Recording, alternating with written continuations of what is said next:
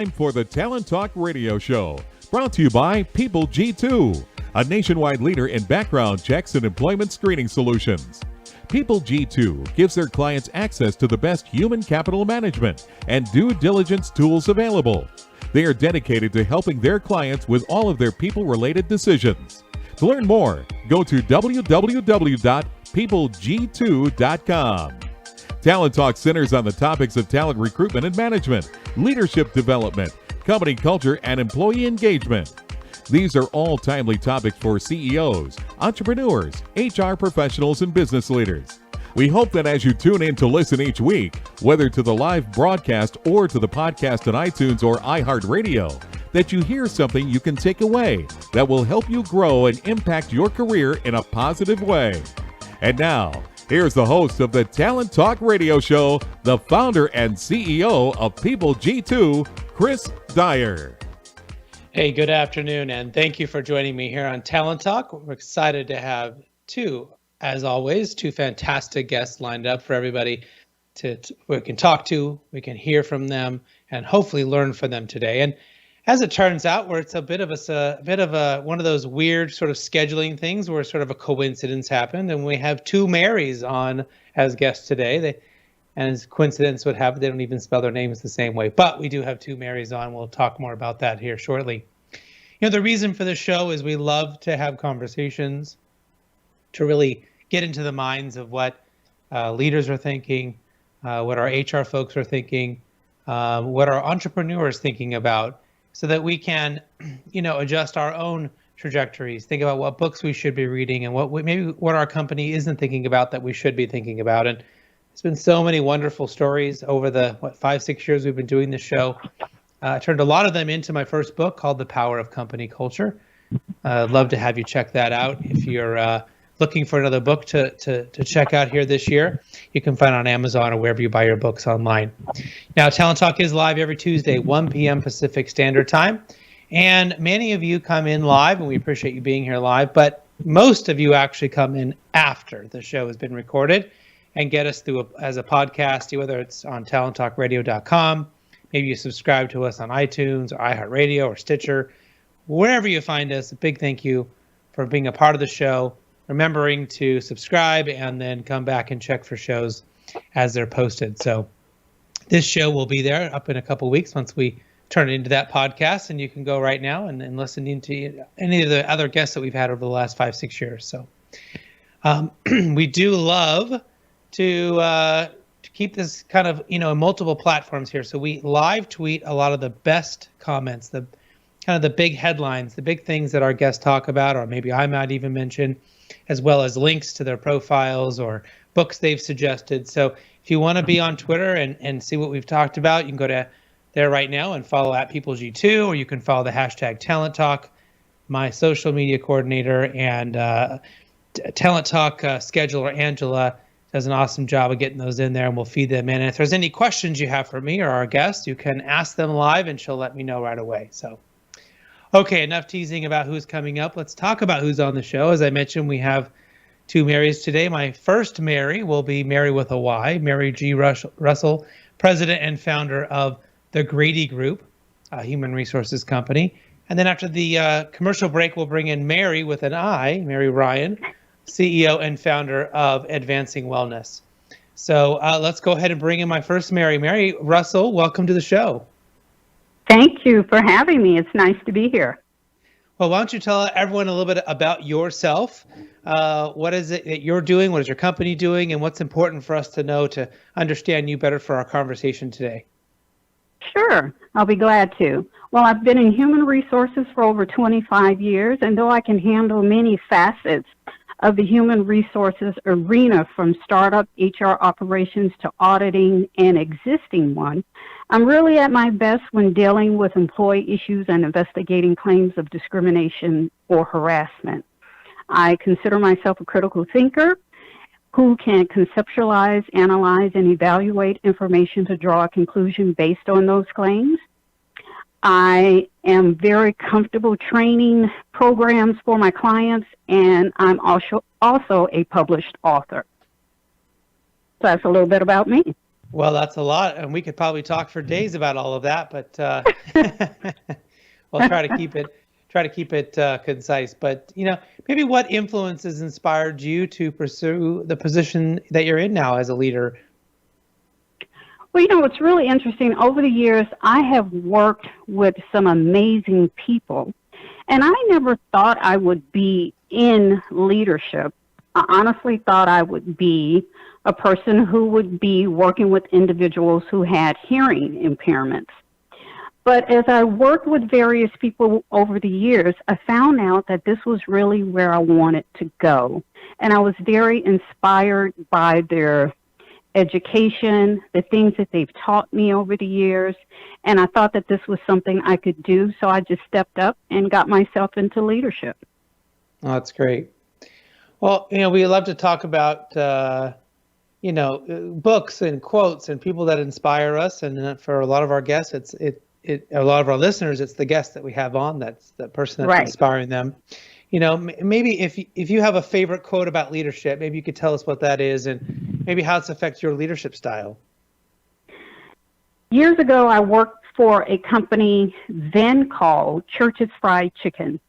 And I worked in their management development center in Schaumburg, Illinois. I'm not exactly sure if it's still there, but that's where I worked. And they had a grand staircase when you walked up into the management development center. On the wall were inscribed words by the then founder of Church's Chicken, George W. Church. And he said this: "In your store lies your own future. In your people lies your own strengths and weaknesses. Cultivate them, train them, nurture, guide, and care for them.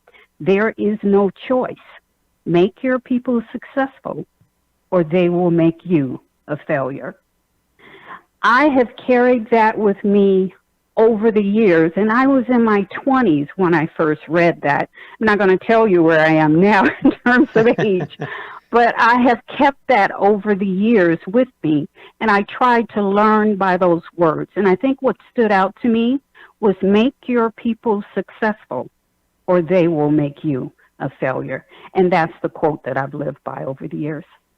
Well, that's I really love that story. I've been to Schaumburg. I've been by that building that you're talking about. I've never been in or saw the staircase, but I had an immediate connection to driving down the street in that town, not too far outside of Chicago, I believe. It is right outside of Chicago. Yeah. So it's a great story. And it's amazing how I think early in our careers, we will just come across some bit of wisdom, some quote, something somebody said, a book we read, whatever it may be, and it just sticks with us enough that it doesn't ever want to let go.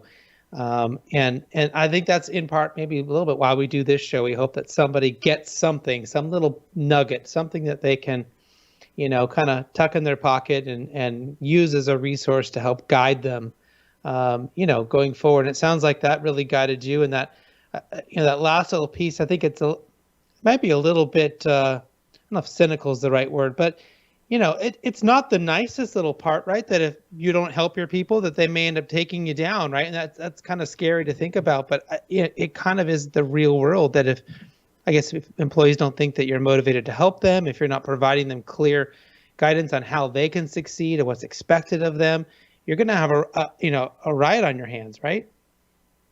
Well, I don't know about a riot, but I am going to say that if your people see that you're doing your best to help them, they in return will help you. And right. That's how I interpreted that. And I just thought it was a beautiful message, and it just stuck with me. It really stuck with me. And I love it. And I use that quote all the time when I'm out, either speaking to different people or if I have a message to give on motivation. That message I incorporate in my presentation. Yeah, and I do love it. And it's interesting. I've had organizations bring me in at different times to help them with their culture, or maybe they're struggling with something in particular. And often people say, well, maybe we need to replace some people. Maybe we need to get rid of this division and start again, or there's sort of these things like this. And right, and I think that quote really helps define what I think my approach is. It's not the people. it's the process, it's the culture, it's how you're treating them. It's this, there might be one bad apple in there. Fine, you can go find that person. But in general, if the people are floundering, if they're not meeting the expectations of what you think they should be, there's probably some larger issue with management or culture or things like that they need so they can be successful, right? Exactly. I remember when I worked with a prior company, I was told that one particular individual was a problem child. And instead of getting rid of this individual, what I did was found out what her strengths were. I utilized her strengths in the office, and she became one of my best employees. So that's an example of making your people successful. Yeah, absolutely. I remember in some early jobs, I remember had people tell me, well, you don't want to mess with that person. They can really be difficult. And I learned that was often code for that person speaks their mind. That person tells you what they really think. And I was like, I love that person. I mean, I might always agree with them, but I'm like, they actually tell me what they think. I don't have to worry that they're not really communicating with me. Like that, those people were easy for me to deal with because there was no tricks, there was no games, there was no, hiding what they really thought. And so I learned pretty early on that that was a good thing. Yes, it can be. It absolutely can be. And you learn so much from people like that. Yeah. You really do. And I learned also I had to be careful about, because I do speak my mind and I do share what I have to think, even if it's not my place or the right time. But I learned also to, tweak it a little bit and make sure I add a little, softened it up or was a little bit more diplomatic. I had to take some care into how I delivered that message. And I think that was maybe what some of those people hadn't thought about doing. So, but exactly. So, what kind of traits do you believe a leader really should have today? And I don't know if that's different than maybe those traits were 20 years ago or whenever you started your career. But what are today's leaders really need to have as traits to be successful? Well, I do believe that I read the book Emotional Intelligence, and that's today. I don't think leaders then had that type of skill set or mindset. But I think emotional intelligence is one, and the ability to make tough decisions that they know others won't like. But what's important is when they make those tough decisions that are in the best interest of the company, they are doing so because of that reason alone. A leader won't have everyone agree with him or her all the time. So when they can make the tough decisions and move forward, then they, I believe, are a successful leader. There are some leaders who feel that they need to keep the friendships going. They don't want to hurt anyone's feelings, but at the same time, they jeopardize the direction of the company. And there are people that are paying attention to that. So I think those are the two traits that a true leader needs to have in his role, his or her role. Yeah, those are certainly great. And we have, I guess sometimes maybe there's a classification, right? We have who we might view as a CEO or a senior leader, someone on that in the top 2 or 3 people or things like that. And then we have our leaders, our big, maybe our sales leader, our marketing leader, our customer service leader. We have these very key people. And then we go down on the level and we probably have our middle managers or our supervisors, which I think have some of the hardest jobs in the organization to try to, they're kind of getting squished on both ends, right? Absolutely. So what methods do they implement? How do they really maybe enhance their staff skills, like you said, to take care of their people and help their people be successful, and also make sure that they can help themselves get to that next level? Well, I think one of the things that any leader needs to do is develop their people that are under them. And you're right, it's that lower level person that has the toughest job. During the pandemic, my sister made a comment to me that I thought was so accurate. She said, the people who are at work right now, the hourly worker, in the restaurant selling us burgers and fries, they're essential. But the CEO's at home resting and enjoying television and his family, they are non-essential because the organization can work with that essential employee who's that bottom line worker. And we need to respect that. So we need to make sure that we're doing everything that we can to develop that individual. So what I did as an executive in HR, I would have my staff participate in meetings that involved outside brokers, outside executives, so that they would understand what was going on, but most importantly, they would become comfortable speaking to individuals at that level. They would understand that, and that's important to be able to do, to feel comfortable, to have a conversation, share their thoughts and opinions about a process with an individual at that level. So I engaged them in those meetings. I never left them out, and I think that's an important point when ensuring or to ensure that your employees are developed and trained, getting them involved. Well, and so the development and training part is there, but you've also done some other really key things there. You've added in transparency, so people know what's going on. They're hearing it from right from the horse's mouth, right? They're not getting some, summary that maybe you've provided them. They're being heard, right? So the organization is practicing great listening and skills around making sure that you're hearing from every employee, right? And that they're able to hear from the senior people who are maybe having to make some of these tough choices. So those are two of the 7 pillars that I really believe that listening and transparency make a great company culture. And so you've demonstrated 2 of those just in that single act, that single thing that you did by bringing those people into those key conversations. I think that's just spectacular. And it really helped them with their confidence when they were, because a lot of staff will say, oh, I'm not good at talking to the CEO, or I'm a little scared with talking to the CFO. But if they're sitting in a meeting and understanding what these individuals do, and they're hearing the conversations, and they're contributing to the conversations as it relates to their role in the workplace, it helps them build their confidence, and they can do that.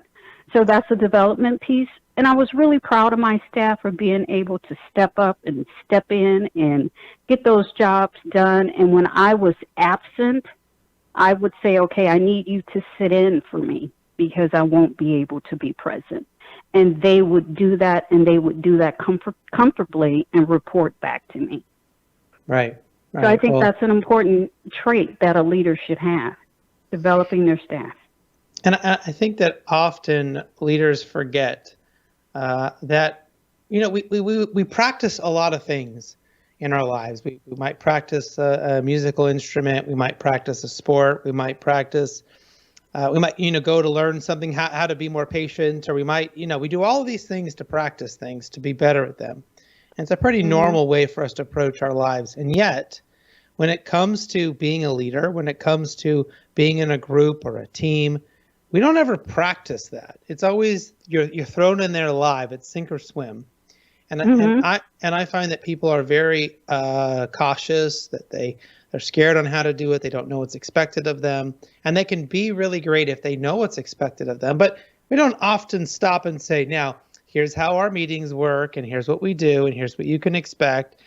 We kind of just throw them in there to figure it out. And we have actually implemented a pretty regular process where at minimum once a month, we have a fake meeting, we have a practice meeting where we talk about a fake topic. We call it a tsunami planning meeting. So it's what if this big thing happened, And it's an opportunity for us to talk about an imaginary topic, show that we're going to have psychological safety, demonstrate to new people how we operate in meetings, but it's practice.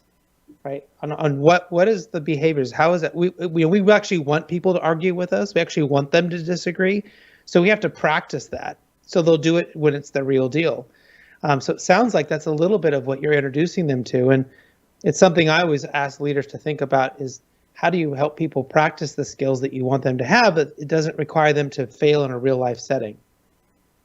We actually call that in an organization that I belong to Toastmasters International. It's called Mm-hmm. high performance leadership. You actually put them in a setting where they have an opportunity to practice these skills before they actually get into those skills. So you and I are on the same page about that. I like that idea, but it's high performance leadership. Yes. Right. Right. Mm-hmm. I mean, I've had people that told me I would never want to be a leader. I never want to be in charge of people. And then we showed them how it worked, right? We had them practice it. And then we gave them small opportunities to do smaller things without ever, I think sometimes people don't want to be leaders or they don't want to try being a leader because they're afraid if they're good at it, you're going to suddenly hand them way too much to do. Mm-hmm. They don't want to go from 0 to 100. And instead, you could maybe ask, well, just how about you run this little team, this little project, and you let them practice, let them try, let them stretch their wings. And some people say that's enough for me. I know I'm right. I know I don't want to supervise people. But most of the time for me, it's been the opposite where people go, that wasn't so bad. I kind of liked that. That was really great. And I would like to do another project and another. Next thing you know, they want to be considered for a leadership position. But that's practice. Or in your framing, that's high performance management, right? That's having that opportunity to do that, which is just, it's great. Mm-hmm. Mm-hmm. So I want to make another point here. I want to make Great. sure that I'm clear to your listening audience that executives are essential, and she was putting it in the perspective of what was happening during the pandemic, who was at work and who was not at work. But everyone at work, of course, is essential. So I want to make sure I clear that up. Oh, well, I'm glad you did, but I understood what you meant, and as a CEO, I didn't take offense. So Okay, yeah. good. No problem. Well, is there something you think that we've sort of talked about leadership? We've talked about the CEOs. We talked about the supervisors. Maybe now we should, given your expertise, talk a little bit about, the role of human resources. And are there things that you think we should change about their role, and what would that be? It's interesting that this question came up, and I have thought about this. And when I take a look at the HR area, it's a really tough position to be in. And if you think about what's happening over the past few years regarding this onslaught of claims of sexual harassment, I was watching a news show once, and one of the guests made a comment. She actually asked a question, where was HR in this? And that hit me like a ton of bricks. And at the end of the day, human resources professionals recognize that we really can't do much about the Harvey Weinsteins or the Roger Ailes of the world. We can take the information, we could present it to our management team for them to move forward, but if they don't, there's not much we can really do about it. But what I think should change is CEOs of organizations, if they're not already doing this, and some are, should make sure that they have a really strong connection with that senior executive in the human resources department. So when an employee comes forward and says that a key executive in the organization has committed this act of harassment or discrimination, that the CEO and HR are talking about it and taking measures to correct it. It is a lot more costly to an organization to do nothing than it is for them to take immediate action to correct the problem. And in many cases, these issues came to surface regarding sexual harassment. Just an onslaught of issues came to surface because no one took action. And I think that would be the thing that I would change, making sure that the key HR professional is partnering with the CEO to deal with that issue immediately. And this isn't to say that it didn't happen, but it didn't happen at the level that it probably should have. Otherwise, this problem wouldn't be as big as it is. And it's still ongoing today. So that would be one of the things that I would absolutely make sure changes or could change. Well, and often I think, HR is asked to try to create policy, to create a framework to, for protection, but then they're also being then asked to turn around and just clean the mess up. And they don't have as much access at times, I think, to the larger problem, right? To be able to do that. The problem happens, and then it's like, well, how come you guys didn't prevent that? It's, instead of right in the middle of it, bringing them in to really to work for that. So every organization is very, very different. But right. The ones where I've seen it fail, where, it's sort of like, well, HR, you're here to set things up and you're here to clean things up, which almost sounds more like you're the janitor than a leader. Exactly. Right. And we're in a tough position because the employees already feel that HR is only there for management. And management honestly feels that HR is only there for them. So it's a tough position to be in, and we have to balance the two. And sometimes it might make sense for a company to use an outside firm to come in to assist so that their HR people are not in the middle, if that's possible, and allow an investigation to take place, and then they can go from there. But it's a really tough position. It can be done. It has been done. But you can tell by the numbers of women who've come forth and some men who've come forth and claimed sexual harassment that it's not being done enough. There's more that can be done and should be reviewed and considered in this area. What happens when a more senior level executive steps across that line? And even though policies may be in place, there are some people whose egos might be a little bigger than policies that human resources just is not able to address. Someone else higher may have to do that, if that makes sense.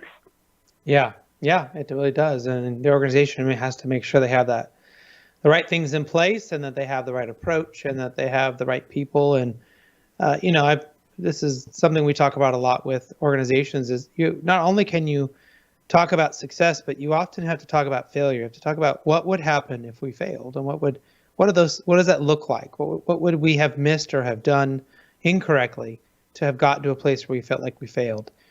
And absolutely, it's in those conversations that we sometimes find the gaps, we find the cracks, we find the little issues, and realize it's a simple solution for that. It's a simple plan that we can put in place to avoid that. But I don't know if it's just human nature. We don't want to think about those things often, right? So. No, we don't. A lot of people don't. A lot of companies don't. And it backfires on them. And I think every company should be, because we're talking about a huge expense when you get law firms involved, and it takes a lot of time to resolve these issues. So they should get involved a little bit more. Well, we're just about here out of time. I want to make sure we get you the opportunity to, how can people get a hold of you? How can they find out more about you? Sure. They can go to my website, www.thegradygroup.hr.com. And I'll say that again, www.thegradygroup.hr.com, or they can email me at marygradyr@thegradygroup.hr.com. Well, fantastic. Thank you so much for being a part of the show today. I really enjoyed our conversation. Hopefully we can have you come back at some point and we can keep that conversation going. Would love to. Thank you for having me. I really appreciate your time. Thank you so much. I enjoyed it. Thank you, Mary. And we'll be right back after this quick commercial break. We'll bring in my second guest. It's not Mary, it's Marie Ryan. Thank you.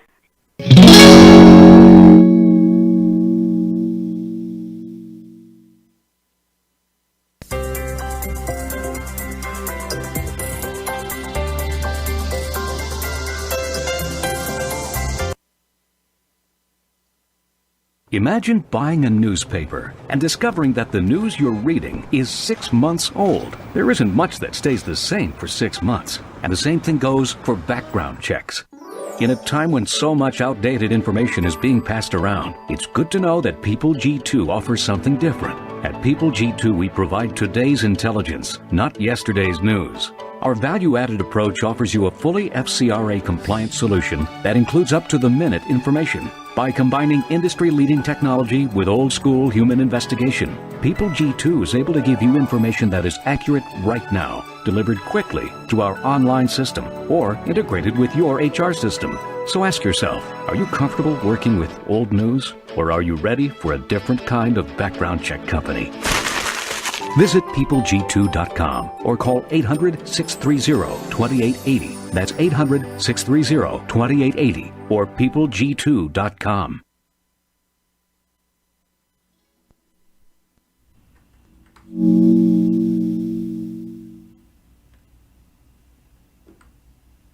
Welcome back to the Talent Talk radio show. We're just finished up with Mary. We had a great little conversation there, and it appears I may have misspoke by saying I thought we had two Marys on the show, but I think I'm slightly off there. We're going to find out where I made my mistake here in a moment, but I think it's Murray Ryan, CEO and founder of Advancing Wellness. As a reminder, don't forget to go to Twitter, follow us at PeopleG2, and follow the hashtag Talent Talk. Also, talenttalkradio.com. Make sure you subscribe there or iTunes or wherever you find your podcast. So let's go ahead and bring her in. Welcome to the show today. Thanks, Chris. I'm delighted to be here. And so let's put this to rest. How is it? Is it Murray or is it? Let me get it. Yeah, this one is always a tricky one. I've gone through life spelling and pronouncing my name. It's Mari. Mari. It's like okay. calamari. There we go. Okay. Well, it's easy to remember that way. Yeah, it's Mari. So I probably should have gotten that, but my apologies. So how are you today? I'm great, Chris. How are you? I'm doing great, except for my little mess up there, but we'll move on. So, but I like the example of calamari. I'll be able to remember that. So, why don't you tell everyone a little bit about yourself besides how to properly say your first name? You know, what's important for us to know about you and your work and everything about your career. Well, I am a workplace well-being strategist. I am also a speaker and an award-winning author. And the work that I'm typically doing is with employers, and that work is around helping them create a strategy for the well-being of their workforce. And so how do you do that? I mean, that sounds like it sounds great, but I mean, it sounds like it'd be really hard to do. Well, it's an interesting, it's such fun work in so many ways because I feel like I'm a detective. When I begin an engagement with an employer, we start with an assessment, and this is not unusual in consulting circles. You know, this isn't often the approach that's used. And what I'm really doing is gathering information to create a snapshot of the place from which the organization is functioning today. We look at things like their policies, their benefits. We look at the physical workplace. We talk with employees and executives and really get an understanding of what the culture of the organization is like. And we gather both qualitative and quantitative data to really be able to understand where is this organization today, what do they look like, how do they function, what's the culture like, and how do they take care of their people.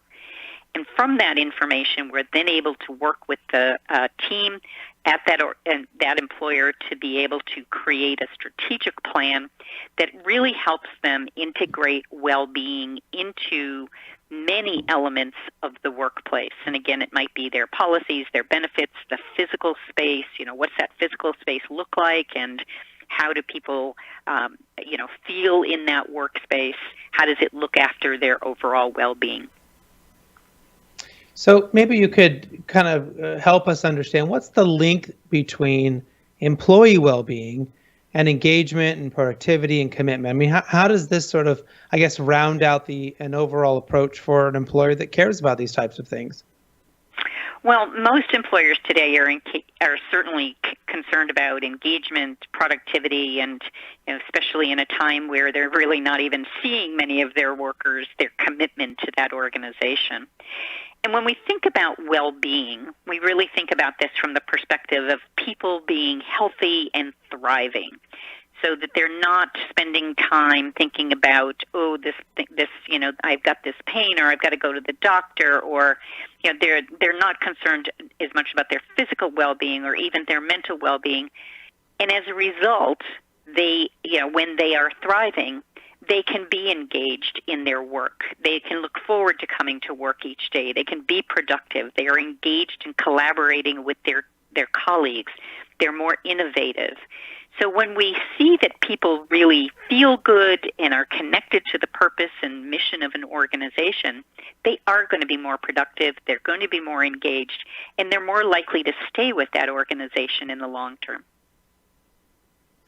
Yeah, and how do you balance I guess sometimes organizations struggle with well-being in that there's always something new. There's like a new fad, there's a new idea, there's a new thing, right? Yeah. And I mean, the standing desk was a big one. I heard that so many companies got all these standing desks, and then people started complaining their backs hurt from standing all day or their feet hurt. And then but some people loved it and some people hated it. And so, companies that dipped their toe in, that let people test it and try it versus just, we're all going to have standing desks now. How do you sort of deal with some of that? Well, it's a very common challenge because there's always some new shiny object, new program, new thing that comes along. And I'm a firm believer that you have to experiment. You have to try these things because over time, people might have thought, well, I'm never going to wear one of those Dick Tracy wrist radio message kinds of things. And yet, there's a huge industry that's just targeting, just making those wearable devices. Some of these things are here to stay. And things like standing desks, some people love them, some people hate them. Let's give employees the choice. I mean, autonomy is an important aspect of how a person feels cared for in that environment when they're given choices. So I'm a firm believer that we need to experiment. We need to look at these things and see if they work. We also have to do that in the context of what the needs of the workforce are.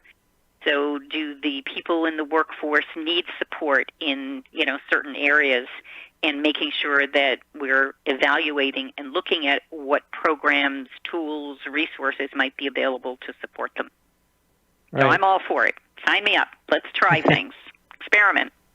Well, how do organizations then maybe create the right culture that supports the well-being of their workforce? I mean, some of the things that we've thought about doing, or that we do is, we let people choose their own device. They decide their own desk and their chair, and all of that is, because our people are 100% remote, they have that complete freedom to design that the way they want. We support them in that and allow them, they can't buy any computer they want, but within a certain range, we allow them to, choose the one that they like. The keyboard fits the way they like to do it, or the screen is as big as they want it to be, or as small as they want it to be sometimes.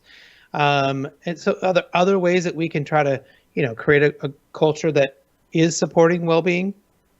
Well, I think you've really given some good examples there of the elements of autonomy, how people can have choice of the things that are going to work for them. We don't really live in a one-size-fits-all world, and yet so many times in a workplace, that's exactly what happens, is we get shoehorned into here's the thing you have to use, and you don't have any choice in it. So it's great to hear that you are, giving your employees those kinds of choices. When we're creating culture, what we're really thinking about from the well-being perspective is creating a people-centric organization that demonstrates caring. When we think about, organizational culture, as you and I are both familiar with these concepts in terms of how we create these in an organization, it's around the norms, the behaviors, the rituals, the assumptions that happen in that workplace. And when you think about just the behaviors alone, let's take that as an example. Chris, have you ever worked in a place where there might have been a bully, or it was sort of a toxic workplace? Sure. And what was that like for you? How did you feel in that situation? What's interesting is that I felt, I remember being very exhausted and very stressed out. But I didn't realize how bad it was until I left. Exactly. So, I didn't realize, it was almost like, losing 40 pounds and you realize you've been carrying around this extra weight, it's like, right. But when you quit, you lose it immediately. There wasn't, any hard work. It wasn't like going on a diet. It was just, you care about the people, you care about the clients, you care about the organization maybe, but this instance I'm thinking of, there was a really terrible new boss that got inserted, and it just sort of made everyone's life difficult. And once I made the decision to leave, it was like, oh, my life is so much better all of a sudden. What a relief. Yeah. Well, that's exactly what happens. And whether it's as a result of a single boss or whether there's a toxic workplace where there's behaviors that are tolerated that shouldn't be, that are demeaning to, the employees, all of these elements really have an impact, as you just described. Your life got better the day you walked out of that place. That's a direct impact on your well-being. And your life did get better when you left that job. And it's so much of what goes on in the culture with those norms, behaviors, rituals, assumptions, the way we build that culture that can either support and help employees thrive, or it can diminish their well-being. Right.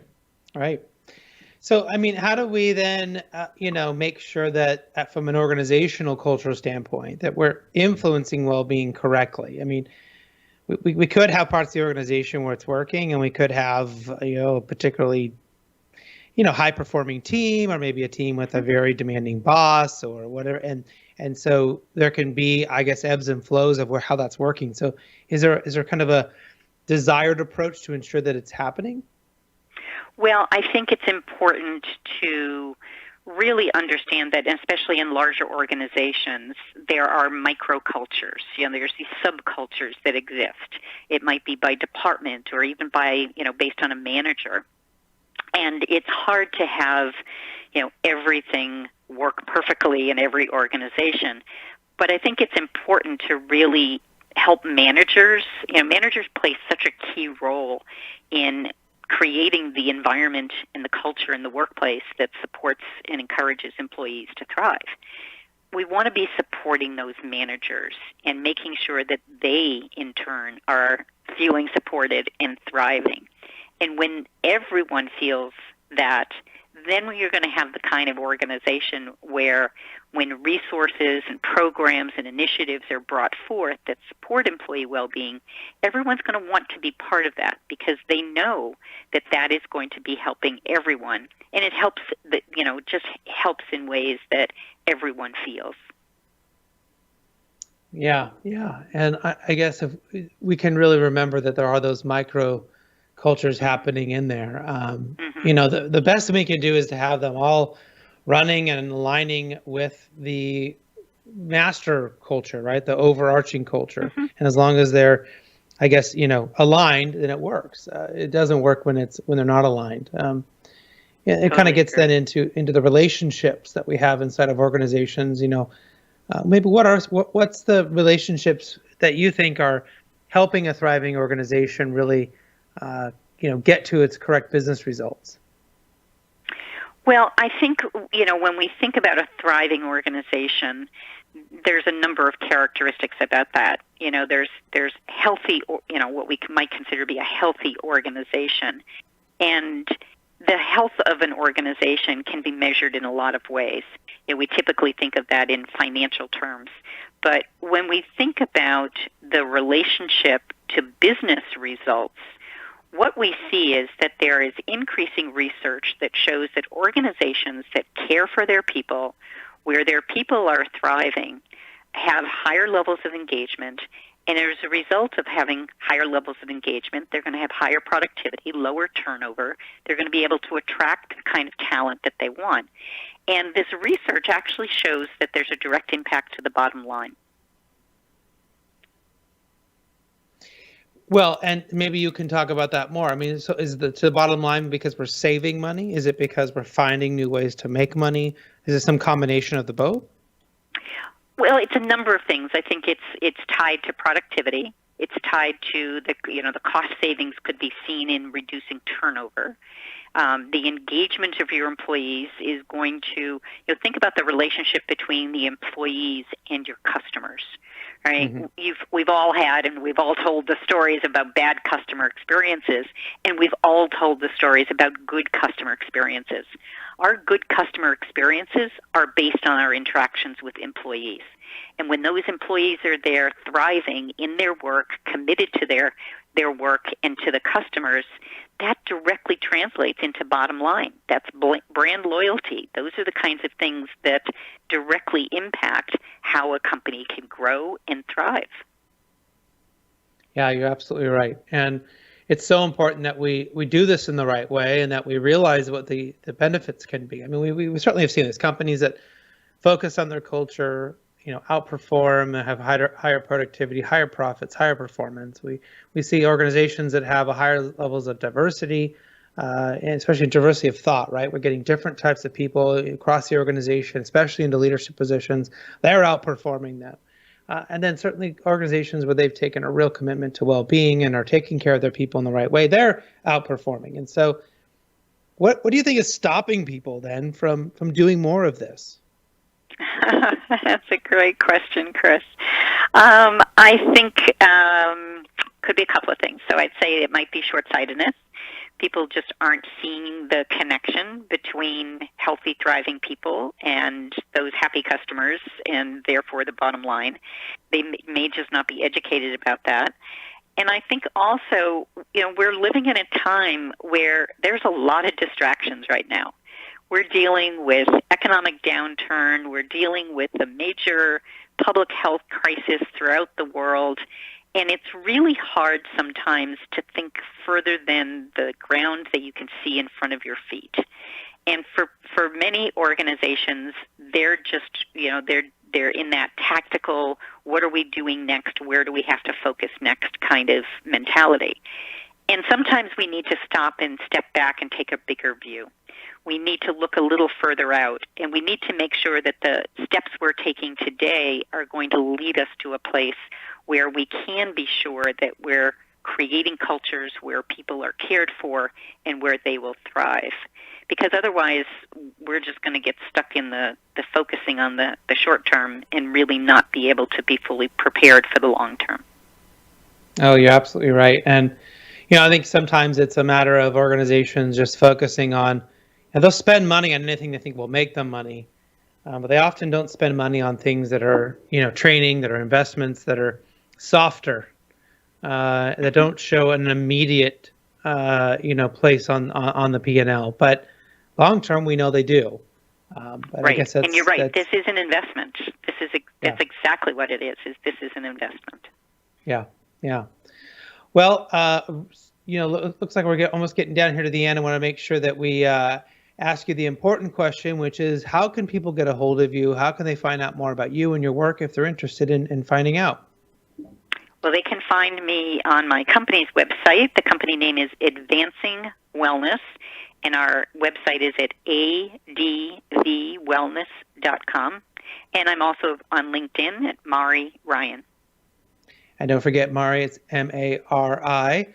Don't make the mistake I did earlier in the show, but hopefully they can type it incorrectly, even if I can't pronounce it correctly, and can find you and can get help with all their wellness needs. And I hope that they can check out you and your organization. So thank you so much for being a part of the show. Hopefully we can have you come back and give us an update on everything that you and your organization is doing to help other companies. Thanks, Chris. Pleasure to be here. Thank you so much for being a part of today's show. Hopefully you've gained something you can use in your own career in a positive way. Until next time, do what you love and show the world how talented you can be today.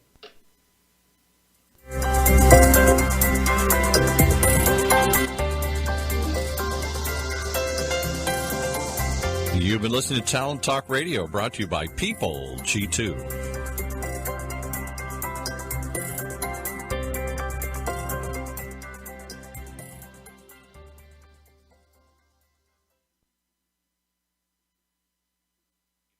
Buying a newspaper and discovering that the news you're reading is 6 months old. There isn't much that stays the same for 6 months. And the same thing goes for background checks.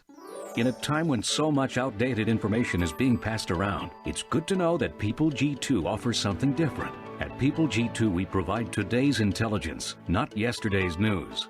Our value-added approach offers you a fully FCRA-compliant solution that includes up-to-the-minute information. By combining industry-leading technology with old-school human investigation, People G2 is able to give you information that is accurate right now, delivered quickly through our online system or integrated with your HR system. So ask yourself, are you comfortable working with old news, or are you ready for a different kind of background check company? Visit peopleg2.com or call 800-630-2880. That's 800-630-2880 or peopleg2.com. OC Talk Radio. Streaming, not screaming.